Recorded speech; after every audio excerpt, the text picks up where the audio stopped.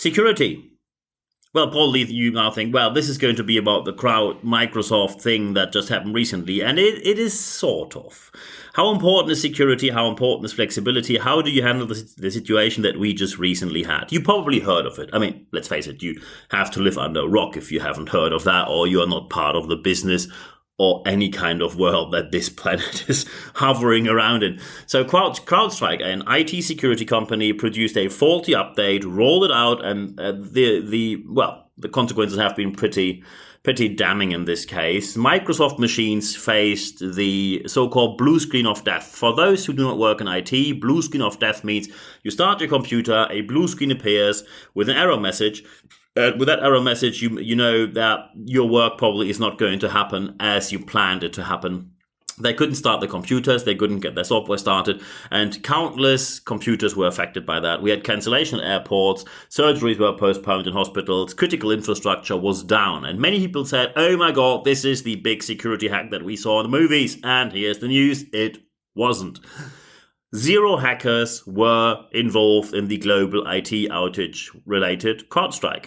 The reason was a faulty update which was pushed out on Friday, and of course we can debate, is Friday a good day, maybe you should use Monday, but there are always reasons in favor and against certain days to push out updates.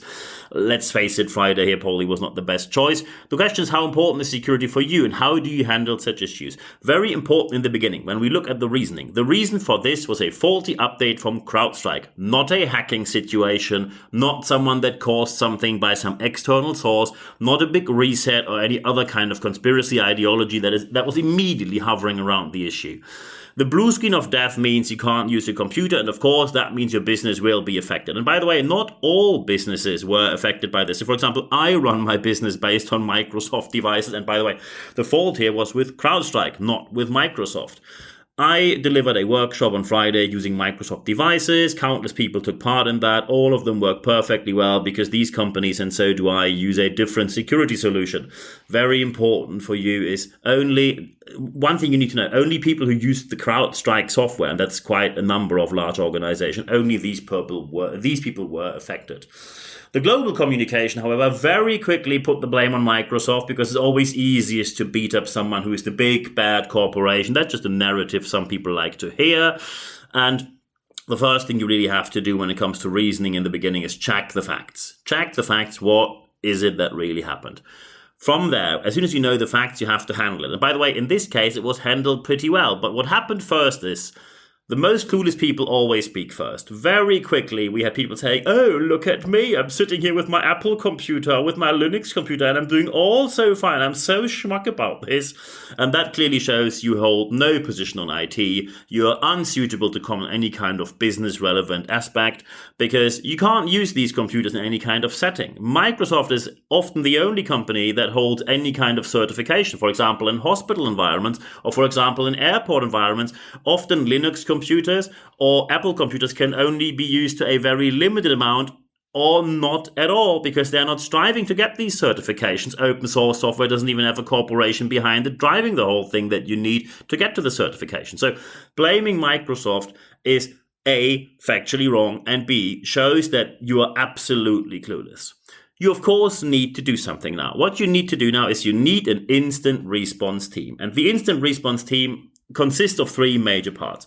Part number 1 is the technical thing. Technical means they solve the issue. And that was done pretty quickly. When you, for example, and I give you a comparison, when you hear about an IT outage with public service, and I'm pointing my finger here at Germany where I am from, public outage in IT in public services usually means you can show up next week at the very earliest, 3 days when you're lucky, but very often not even then. When any of these entities got hacked, it took weeks, sometimes months. Even when they had faulty updates, they always had a reason why this is beyond their control, nothing is working right now. Here, within 4 hours, the whole thing was fixed. Very quickly, they found the reason why things didn't go too well, and that was where they said, this is how you solve it. So the technical solution team needs to be on the matter very quickly. But that is not enough. Just solving the technical issue doesn't meet the requirements you need to fulfill as a modern-day business. You need another team for internal communication. And by the way, the IT team is not the one that is excellent for that. There are other teams available that are way better in communication. If you save money on this matter, you will have people panicking or sitting there clueless, wasting your time and money. The internal communication tells people, what do we know? What do we do right now? How are we going to solve this? And by the way, if you send out emails, which I've seen with countless organizations, when people cannot access their Microsoft computers and when they do not have mobile phones, and let's face it, many people do not have positions in the office where they get a mobile phone with emails. When you send out emails, no one will receive them. I'm quite shocked that I have to mention that here. So you need a means of communication that actually works. Could be Slack, could be WhatsApp, could be texting, could be whatever else, but you need a plan. What do you do for internal communication? The third aspect, and that is usually another communications team, or could be the same communications team that also deals with internal, but often there are two different teams. The third team is the external communication. To be crystal clear here, you do not owe anyone an explanation when there is some out of your organization person saying, oh, your organization needs to tell me. No, you don't. When you have customers, you have to explain to them what happened because they most likely will be affected. And you only have to explain it to them and to no one else. As soon as you have done so, you can see, let's say you're a regulated business, you're probably working with governments. When you have that matter in your organization, you need to communicate with them as well because most likely laws and regulation compliance will tell you to do so. You're not obliged to unsolicitedly inform people who just think they are entitled to some sort of communication because they don't even do business with you, but they just want to know what's going on in your organization. Only deal with the people who are relevant to you, no one else. You do not owe anyone an explanation just because you're a well-known brand. This has been dealt with pretty well with most organizations. We, of course, now have to look at what are the consequences for leaders. So first, just get on with the fact there will be a security issue sooner or later in your organization. The question is not if, the question is only when and how you react as soon as this happens. It is impossible to always be on the safe side. And by the way, we didn't even have a hacking situation here. We had a global IT outage caused by a perfectly legitimized company that you work with, you had a contract with, and they made an error. And by the way, when you now complain, oh, they don't even have liability for this, no one pays us for this. Unfortunately, there is no solution for this so far. There is no insurance company in the world that is willing to insure a business which says, could you please insure the risk of probably taking the business world out of business within a mouse click? No one is willing to insure that for, in my opinion, very understandable reasons. If you have a legal solution to that, please tell me, because I do not have one. And so far, you will have companies who say, you work with us and we do the best that is within our means. And I can tell you, Crowdstrike will bleed for this. Already the stock price went down. The investors will go very angry with them. And the purchasing departments of this world will now say, look, this is what you've done to us. And with next year's licensing, we will get at least some money back from you, or we get better payment terms, or preferably both. So there will be a massive consequence for Crowdstrike here for obvious reasons. As soon as you say, hey, okay, we need security, we need these teams, then the very next thing you need is budgets.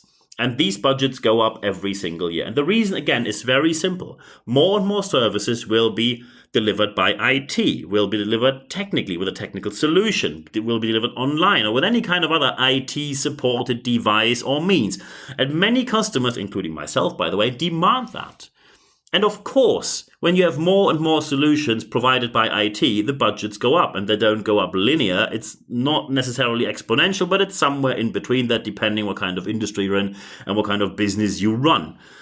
When you now say, I don't want to do that, you will fall behind and it will have massive consequences. The question is not if, the question is just when. And by the way, the only person then to blame is the executive who signed off to cut these budgets. And that will be your last day in the office for sure.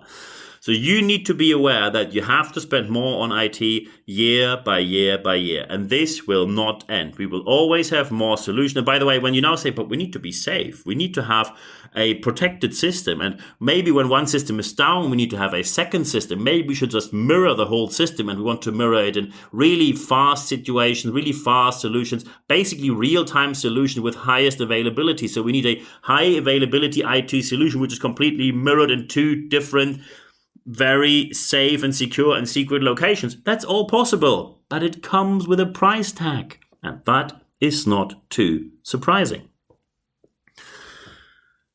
As soon as someone screams, I have a quick solution for you, never listen to these people. I can tell you what happened immediately was people said, oh, hey, we see bad Microsoft. And by the way, I can tell you, the press was not any better. The media landscape with their clickbait and click-focused mindset created an enormous amount of borderline legal, borderline wrong, or straightforward, deliberate wrong propaganda. Microsoft down here, Microsoft down there, not mentioning Crowdstrike at all, because as soon as you see Crowdstrike, most people will say, what is this company? I didn't even know it before. I only knew this company because I work in IT a lot. Most people will have never heard of Crowdstrike until Friday, just a couple of days ago. So be aware that as soon as someone screams something very simple, for example, oh, we should switch to Linux, or hey, let's all switch to Apple, that is not the solution. The people who very quickly, without any kind of qualification, and let's face it, there are different ways to get qualified in IT. It can be years or probably decades of experience, can be certificates, or can be degrees, or a mixture of all the three. Often you have all the three different aspects coming together. The people who say, oh, I have a computer at home and this is how it works, or I have my home network, or hey, I'm an IT service provider and I deal with the IT of the 2 local supermarkets in my village, these people are not the ones you should ask, because they have no clue about what's going on in large-scale enterprise systems. And by the way, not every outage is an IT security issue. In this case, as I said before, it was a faulty update which deliberately was accepted by people because they trusted the company, and suddenly we were all offline and couldn't work with our computers. Fortunately, I just didn't use that solution, so I had no problems at all. When you now say, hey, how can we prevent this? Preventing it 100% is impossible, but you can get prepared.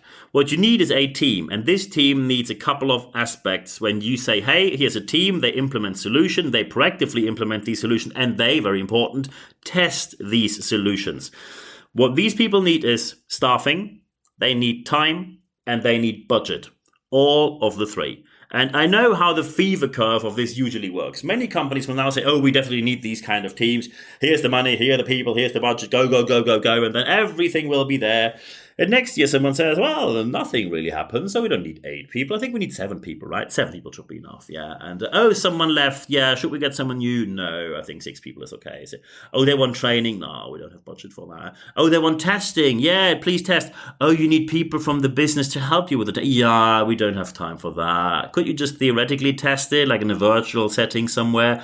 And then it goes down, down, down, down, down. And then suddenly something happens and people will say, how could we get to that situation? And I can tell you how we got there. Bad decisions by non-IT management and executives. One thing I learned in my executive MBA that I'm just about to finish with the University of East London right now. One thing I learned in the financial unit we had is there are no non-finance managers. You can't say as a manager or executive you're non-finance. Everything you do has to do with money, so you need to have at least an overview of what's going on in the finance world. And by the way, any financer will be happy that I say that. And by the way, I had to really struggle my way through that module because it's math and I'm not good at that.